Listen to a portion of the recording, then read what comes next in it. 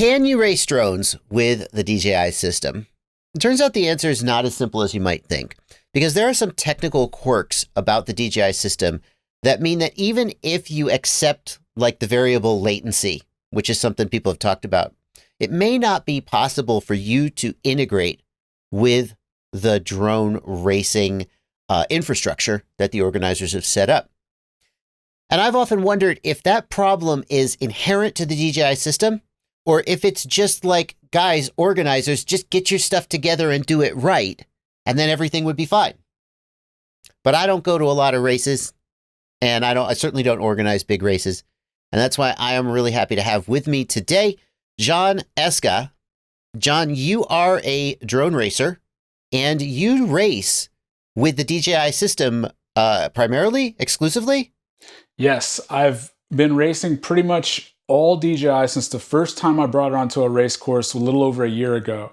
And I've only flown 2 packs since then on analog. And it was only because like my quad was either broken or for some other organizational reason. So I flew the qualifier last year. Every race I showed up to, I only flew DJI only. And I wanted to measure what were the pros and cons, when did it leave me stuck, and when was it awesome. Let's start with like what is different about DJI compared to analog that creates problems? So a couple of the biggest differences are, one, the goggles themselves transmit. And so that causes a physical problem with how you lay out pilots in the racing pits area. 2 is that DJI throttles the power level up and down in order to maintain the best picture to your goggle and not waste any extra power when you're flying. But in a race scenario, because the timing systems actually trigger off of that frequency that you're broadcasting on, it can cause issues with the timing system because that power level does not stay the same all the time. And then 3, which is probably going to be solved by the DJI V2 goggles, is the ability for people to review the footage and see the footage outside of your own goggle. So let's go back and let's dig into these a little bit more. The first one, the DJI goggles transmit. I noticed this. FPV pilots are totally used to all clustering up, right? And standing next to each other because the video transmitter is on the quad. It transmits, the goggles receive only. But the first time I went flying with people who had DJI, if you stand too close to the DJI pilot, you see all these lines in your goggles. And it's the DJI goggles themselves create interference. So I guess the race organizers have to rearrange the whole pit structure, right? That's right. And so we had been doing that on our own. Like if you're flying 4 to 5 person heats, you want to be about 8 to 10 feet away. If you're flying full size heats, you want to be about 15 feet away. And so you just kind of layer the people, right? So if you have 5 people in a heat, you can still get kind of close. You just don't sit next to someone else in your heat. And we started doing that racing DJI. And so then when the pandemic hit, we were already physically spaced away from each other or used to doing it. So it was perfect. Yeah. Yeah. I've heard people make the claim that this creates a safety issue because the race organizer needs to be able to communicate with the pilots if there's a safety issue and the pilots all need to land, for example, and that having the pilots spaced out, because it's not just each DJI pilot needs to be 8 or 10 or 15 feet away from each other DJI pilot and all the other analog pilots. You could cluster the analog pilots together, but the DJI pilots have to be spaced out and they can't be clustered either. So has there been what do you think of has there been any safety issues or anything like that with the ability to communicate with the pilots? The way that we do it is typically the person that's at the timing desk has a megaphone. And so if there's ever a land command, they'll use that. Or even if we're like 50, 100 feet away, somebody yells land, like you can still hear it from that distance. And then what we noticed is we'd all start calling it. So the first person says land, then somebody 20 feet would call it. And before you know it, you hear like 10 people all saying like land. We learned not to say fire, because one time they called that and I thought they were trying to say I was on fire. I was flying so good, but what they really meant was somebody's on fire. All right. So communication, and maybe not an issue. You have a megaphone, or at the very biggest races, of course, there's usually a PA system and they could easily call it. But the pilot station at a DJI inclusive race is going to have more, it's going to take up more space on the flight line. So Yes. if you have netting or something in front of the pilot station, it may be a little bit more infrastructure heavy. And you're going to need to enforce that to keep the pilots from interfering with each other. The next thing you talked about was that the DJI goggle changes power. And in order to understand why that's significant, can you talk a little bit about how the timing system is set up with a threshold to like trigger laps? Right. So the timing systems, whether you have a little puck one or the full-fledged 8-way race timer by Immersion RC, they all work the same way by measuring the frequency that your goggles are outputting. So the same frequency that you would adjust your goggle module to, F4, F7, it's listening for that frequency at a certain power level. And the power level that it measures is basically when you cross that starting gate, which is where you position the timing system. So it knows when I measure this at a certain strength, that's where you're crossing. And that's why it works for analog. But by DJI, adjusting that power level based on the signal strength, it may not always be the same strength when it crosses the line. And so if it's boosting when you're 20 feet away, it may trigger it sooner. And then that's the part of the issue. Or you may be in another obstacle that just runs a little close to the timing line and it trigger. Yeah, you can think about a scenario. If you just imagine a simple oval track, your video transmitter signal strength is going to peak twice during that track. Once when you go under the timing gate, and then again with a lower peak when you go across the back straight. But if your video transmitter output power has been cranked up, you could trigger a lap when you go across that back straight. Or what you suggested was if just as you're approaching the timing gate, DJI cranks the output power, it could shave like a fraction of a second off your lap in theory. So what kind of things are being done to address this? So what people have figured out, and one of the best chapters that's driving this is down in New Orleans. Their chapter name is Selah FPV. And Kelvin down there, he owns Torque FPV.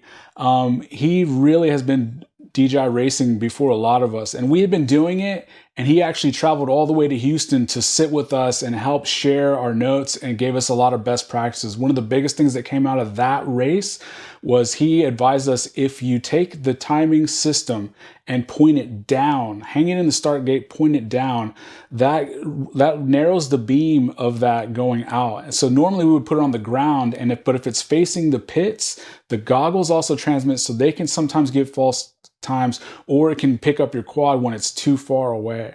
So by doing that, and sometimes I've seen people get like copper tape and put it around the printed box that the timing system goes in to kind of shield it from doing that. So you only have one narrow beam pointing straight down under the starting gate. Yeah, that's so one of the keys. You're trying to make that timing system antenna more directional and not pick up any stray signals. Right. You also mentioned that RotorHazard and the Delta5 timer work better. Most of the big races and a lot of the littler races use the Immersion RC Lap RF system with live time software. But you're saying RotorHazard and Delta5 work better. Right, for DJI, and it also works for analog, so it works well for DJI plus analog races. It's kind of an open source software that they're working. There's a RotorHazard Facebook group that you can go to get all of the tools needed, and then there's a DIY timing system. You can put up to 8 receiver nodes, so you can do 8-way races at a time. And the DIY cost is about $100 on the low end, and you can add some wireless functionality so that you can get over-the-air updates and go up to about $200, which is a lot less than the $600 price tag of the real thing. But I will say that sometimes there's issues with the Arduinos that you have to set up. People get them DOA out of the box, or the receiver modules, you might have a bad one. So you have to like make sure that it's calibrated every once in a while, whereas you wouldn't have to with the Immersion RC. I've never seen an issue with the Immersion RC, but it's kind of cool that these guys are bringing up this solution. We have about 4 in town, and the last race that I went with, we had DJI and analog flying, and it was picking me up like near 100% of the time correctly. Yeah, one of the questions people have asked is why some of the bigger races don't use the RotorHazard or the Delta5 system. And I think one of the reasons is, as you hinted at, the sort of homebrew nature is fine if you're a small club, but if you're trying to run MultiGP nationals, you really need something with a higher level of reliability. The other thing is I believe, and I don't know if you can verify this or not, but I believe I heard that MultiGP has like an exclusivity contract with Lifetime. And so they actually are required to use Lifetime. And Lifetime, I think, is not compatible with the Delta5 right now. I'm not sure if you know anything about that. I have heard that you can feed the Delta5 into Lifetime. So that will work, but the attenuation of the frequency power levels is something that I think is unique to RotorHazard. So one of you guys correct me if I'm wrong, but that's why it works so well with DJI, is because you can actually go in and see a visual representation of the signal strength. And if you see that on this channel, it's always a little bit lower at the starting gate, you can move that threshold either up or down in order to get it attenuated properly. And so people usually will have somebody walk up to the starting gate. Okay, walk here with your quad on, walk a little bit closer. Now walk to the starting gate. They adjust that level and boom, it's calibrated for the rest of the day. Yeah. I feel like we're getting a little bit outside of our area of authority here. And the only reason I wanted to mention that was that I think MultiGP got a little bit of flack in that Facebook thread where the people were like, well, why don't you just use Delta5? And they were like, well, it's not quite that simple, guys. So I kind of want to cut them some slack here. Yes. So what are some other things? Let's think. Are there other things about the goggles that create issues? I know another thing that we mentioned when you and I were preparing for this call is that the DJI goggles will power up in the public channel, which is DJI calls it channel 8, but it's actually closest to race 6 in frequency. And then after that, they will move out of the public channel to whatever channel the goggle is on. So if you have somebody who's flying on race 6 and somebody plugs in their DJI goggles, for a second, race 6 will get blasted, but then it'll be clear. But you shouldn't be powering up anyway, whether you're using DJI or if you have all DJI pilots, then you can power up at pretty much any time, mostly. But if you have any analog pilots around, you should never be powering up when people are in the air anyway. Right. That's always a big no-no, especially if you're flying anywhere with a precarious, you should never power up at a race. So yes, but that's absolutely true. So we've talked about the timing system, missing laps or maybe recording inaccurate times. We've talked about physical separation between the pilots in order to avoid them interfering with each other. What about when you have mixed heats with analog and DJI pilots, or do you put all the DJI pilots in their own heat? How many pilots can you get in the air at a time? Let's talk about those logistics. So if you have enough DJI pilots, and in my town we typically do, we have about 9 or 10 people racing DJI. At any individual race, we'll usually have 4 to 6, and we put us all in a heat together and just fly 4 or 5 of us, no problem. We've done 6 once and it worked okay. I don't know if you could go any further than that. We'd probably have to combine chapters to try to test that. Now, if there's a combination of analog and DJI pilots, mixing them in 4-person heats works no problems. But if it was, like you said, a full-fledged giant race where you needed to have 8-person heats, that would be a problem. Now, when you say mixing in 4-person heats, do you mean 4 DJI and 4 analog in the air at the same time?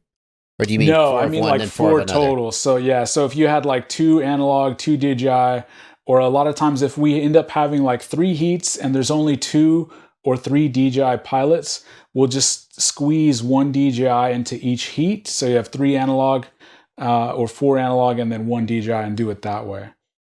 And there's one channel, usually it's like DJI, I believe it's 6 or 8 that you always want to put them on because it's the closest to that race band. Yeah.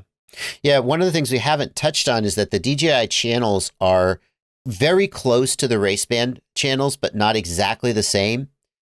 The numbering is off. The DJI channels go 1, 2, 3, 4, 5, and then channels 6, 7, and 8 reshuffle themselves. Like DJI 8 is race 6, I'm not sure. But in addition, the center frequencies are not quite exactly on. Right. So there's a subset that we always use. We can put it on the screen right here for combining channels with people. But as long as you adhere to that, there's generally no problems. We mix DJI and analog quite frequently because if there's just not enough DJI to put us all in the same heat, we just mix it like that. And we never have problems as long as we get the physical spacing, like I said. And at the 15-foot limit that I think people are talking about is if you have everyone. But if you have 4-person heats, you can generally get away with about 10 to 12 feet, which is perfect pandemic spacing. And you'll know because the minute you power up the goggles, you'll see the blah, blah, blah, blah, blah. Or if you've got two DJI pilots who are too close together, you'll see the bit rate will be way low and the RSSI will be bad, even though you're very close. So what is the maximum? Let's say you had some DJI pilots and some analog pilots, and you wanted to get the most pilots in the air at a time. How would you shuffle? Could you do like 1 DJI and 4 analog, 2 DJI and 4 analog? What do you think would be the most you've seen? Or the max we push it is 1 DJI and 4 analog. That's the max we've done, or 6 DJI at once. So for people who make the argument that at the very biggest races, it's critical to have 8-person heats because you have so many heats to go through.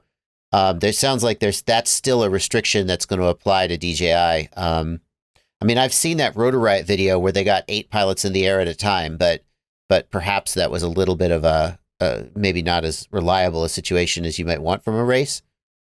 It could be, but like, and I think that's okay because, I will agree at nationals, it might not be ready for DJI, but every other race below that is probably okay. And I think about the second or third top level race you're going to go to is the qualifier every year. I ran that on DJI, no problems. But it's funny, like, whenever I was a teenager, me and friends used to throw on some boxing gloves and hit each other for a while. Or I'd go play pickup games at the park. And what you didn't ever hear somebody say was, if you were fighting in the heavyweight championship of the world, you wouldn't be using those boxing gloves. Or that's not the same as a game ball in the NBA finals.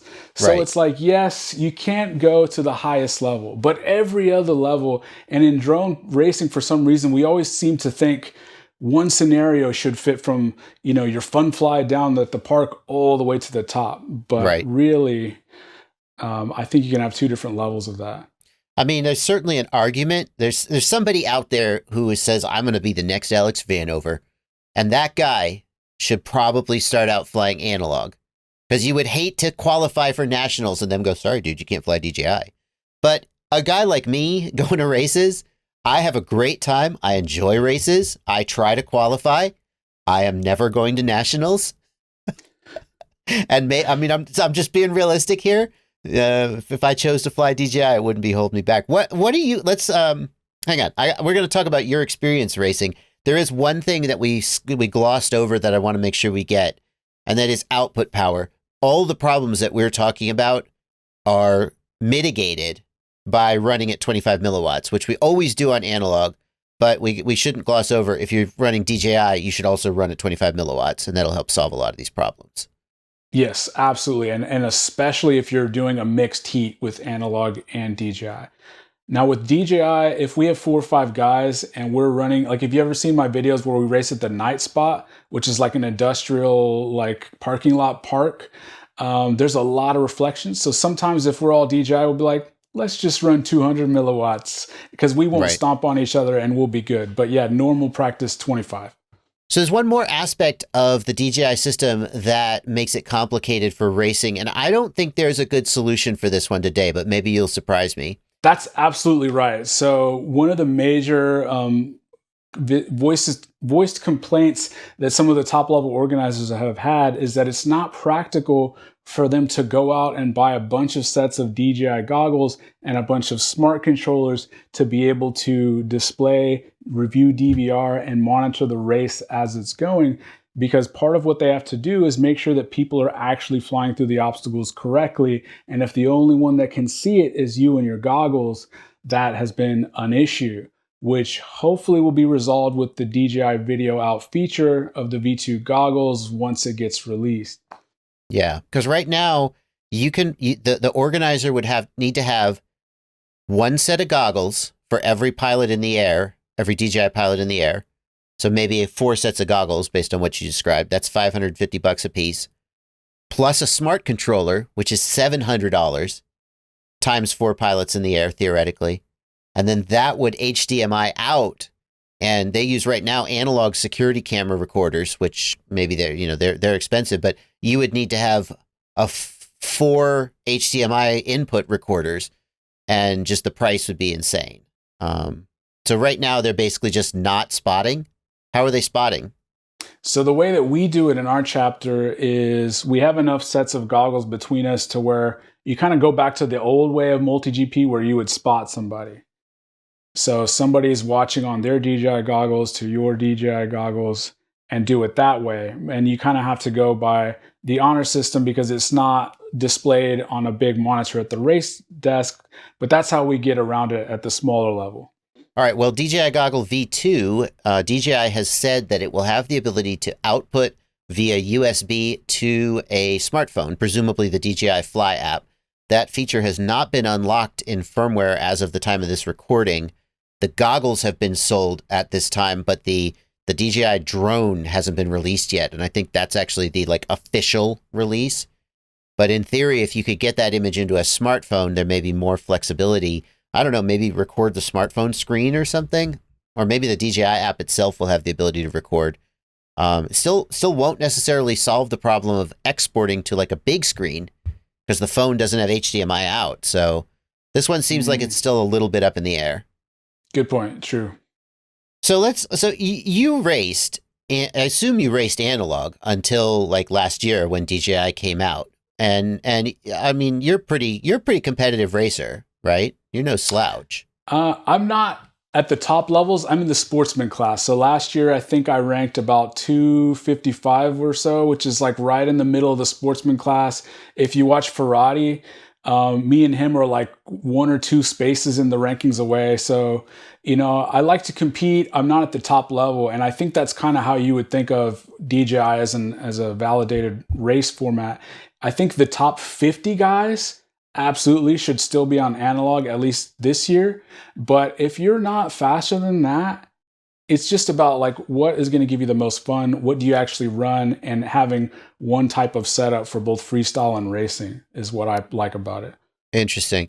Yeah, that's what I wanted to get into first is what led you to switch to DJI for racing. And it sounds like one of the things is that you switched for freestyle or casual flying, and then you were just well, clearly this is where I want to be.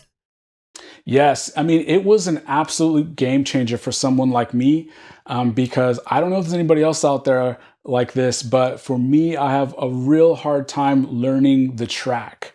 And we tend to build a lot of tracks through wooded areas, trees. And so you're going through a lot of shifting lighting levels. You're in bright sunny, you go under the shade of the tree, it gets dark. It's really difficult to see the dots marking the track lines. And so for me, it would take me 5, sometimes 10 packs to really have the track down, especially if it was very elaborate. And when I first built my first DJI race quad and I just went to try it, I learned the track on the first pack. It blew me away. I could actually see, and I had no idea how much not being able to see was impacting me. Now, there's some pilots like Alex Vanover and El Profe in my chapter. I know that they fly by memory, so seeing, not seeing, it doesn't bother them. People that fly on open fields with just gates, you don't really have to see that clearly there. But for me, the way that we build tracks, it was night and day, and it made an immediate overnight difference to being able to learn the track. So if I could learn it in 1 or 2 packs, I would have 10 or 20 packs of real pushing it. I was going to get faster times by the end of the day. Yeah, there's certainly a level of consistency. Like if you are an Alex Vanover or an Evan Turner, I believe that your stick movements are consistent. Like I've seen Vanover race, just put laps in, and his laps will be tenths of a second consistent. I'm like, how do you get that consistent? Right? And I believe if you are at the tenths of a second consistency or less, then having the latency of your control link change by 10 or 15 milliseconds could throw you off enough to cause you to miss a turn.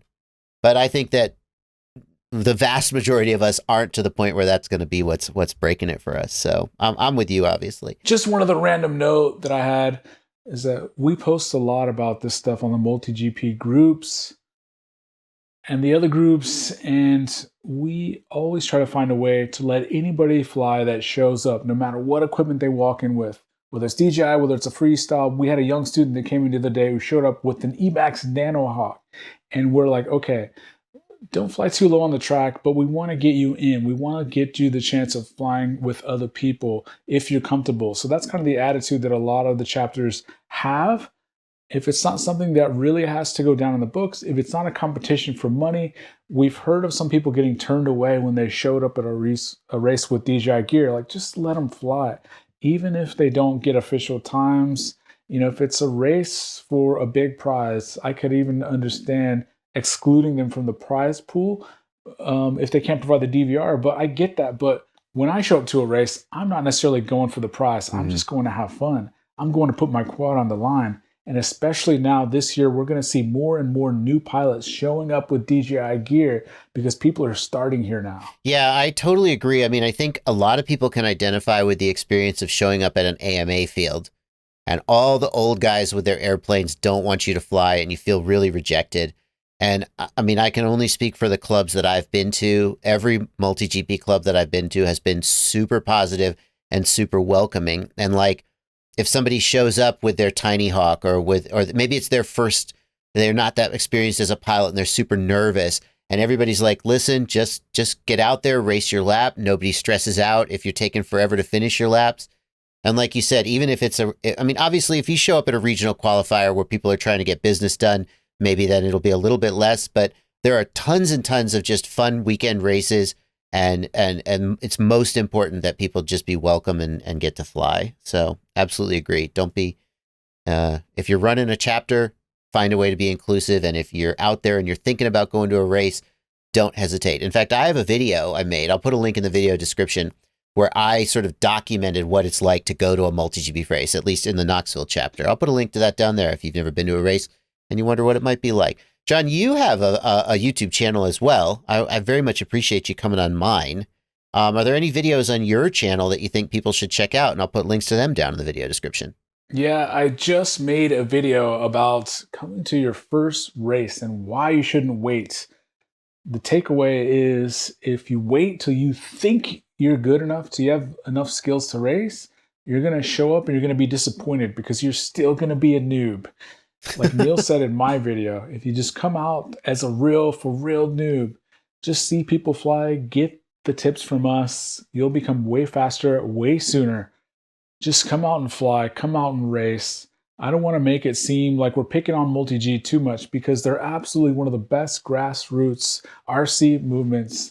If we're out there getting people involved in the hobby, they've been super welcoming. They put on dozens of events. They donate their time and their money. The app that they have for organizing where to meet for a race, that's still the best option you have, whether you're flying DJI or analog. Coordinating where to go. If you're on analog, it gives you a channel assignment. So that's the takeaway though. Just come out. Get started at any skill level. As long as you can fly, come out. Awesome. We'll put that down below and it'll take people to your YouTube channel as well. Jon, thank you so much for coming out and talking to us about DJI and racing. Good luck in your next race. Thanks, Joshua. You guys, I don't know where I am, and I don't know what's going to happen, but if I don't make it out of this, I just want to know that you subscribe to my channel, or maybe join my Patreon, or click one of these videos I picked out for you.